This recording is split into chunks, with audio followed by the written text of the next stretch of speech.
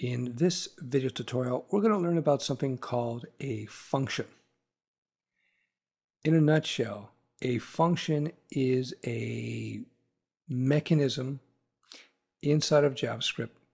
You can think of it as a program inside a program, where the big program being the JavaScript engine that we spoke about before, and a function, and there are many functions in JavaScript that you can use to do all kinds of things like count how many letters are in a name, send off emails, all kinds of different things.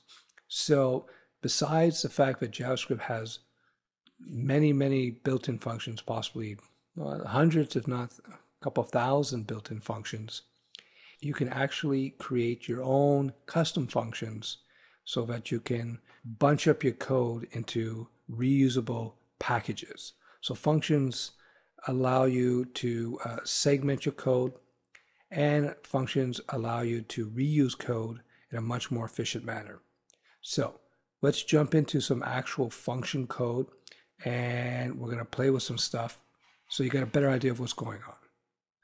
So let's jump into some actual JavaScript code, and we're going to work with some functions, create some functions, and along the way I'll slip in some nerd theory details, just enough so that we can move forward and get to some real practical JavaScript.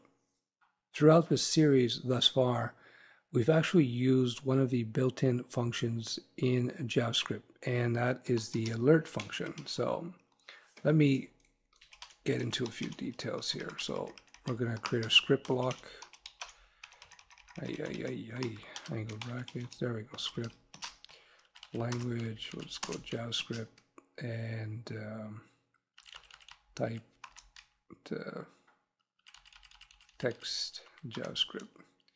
Now you noticed. Let me just finish this off here, guys. You notice that I added this new attribute. This script block tag set has attributes just like any other HTML tag, and type equals text JavaScript basically tells the interpreter that in between the tags we're going to be writing text that happens to be JavaScript.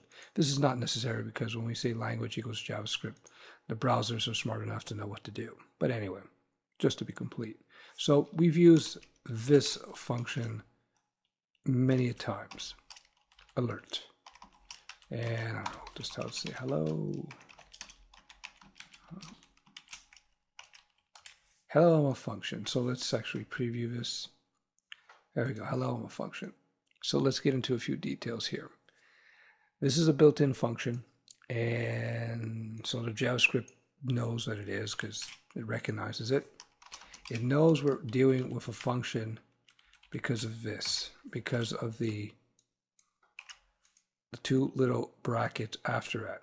This tells JavaScript that this is a function. If we just wrote alert like this, as far as JavaScript is concerned, that would not be a function. As soon as we put the two brackets like that, we got a function. It's always good to end your JavaScript statements. Remember, each line of code in JavaScript is called a statement. It's always good to end them with a semicolon because it knows that that's the end of the line. So we could line up functions like this if we wanted to. So we can go, let me get that out. So hello. So we can go something like this. There we can go. Because I wanted to print text, so I'm putting the quotes, right? Hello, Stefan. So let's see this in action. Hello, I'm a function. Hello, Stefan. And why does it do that? Because here, alert, alert, alert. So you see how I can put them on separate lines, and I can actually include multiple functions on the same line. Functions have a few parts to it. First of all, if you notice, like I said, we have our brackets.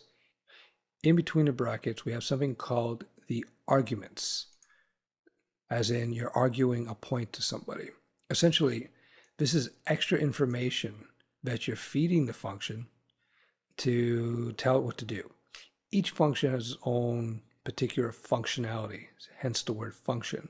So alert, that basically just pops open the alert box that we've been seeing many times during this course. So there we go. See, that's all that function does. It pops open this box and it sends optional text to that box. So let me just delete these to make it quicker. So we could take it out and have nothing in here, and it pops open, nothing happens.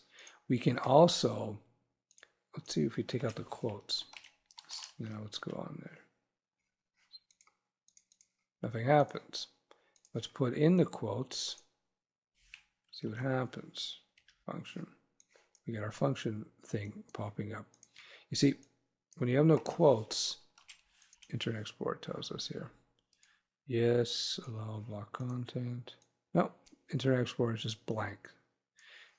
Whereas with Firefox, it doesn't display any box at all. You see how Firefox and Internet Explorer have slightly different behavior sometimes. Anyhow, in between, let's see what alert 9 does. It displays 9. So in between these brackets, you have something called the arguments. The argument is basically extra information that you're providing the function that will affect what the function will do. In the case of alert, since it's a very simple function, it just pops open that box and displays whatever you put into the arguments. So what you want to take away from this part of the video is that functions are formed by a name of the function, then you have the two brackets, and you may have optional arguments in between these brackets.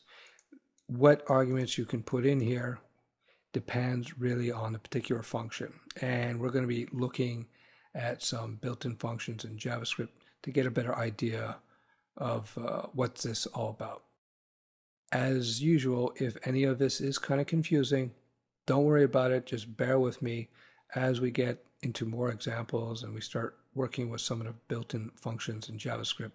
You'll have a better understanding of this. And then later on in other videos, I'm going to actually show you how to create your own functions from scratch. And I'll tell you why you'd want to do this, and you're going to see the advantages. That's when the JavaScript programming starts to get interesting. So to recap our introduction to functions, functions are like mini programs in a program, the big program being the JavaScript engine. Functions provide packaged up functionality that are there to basically make it easy for you to do all kinds of different things. We saw some built-in functions like the alert, and we're going to look at something called index of very soon.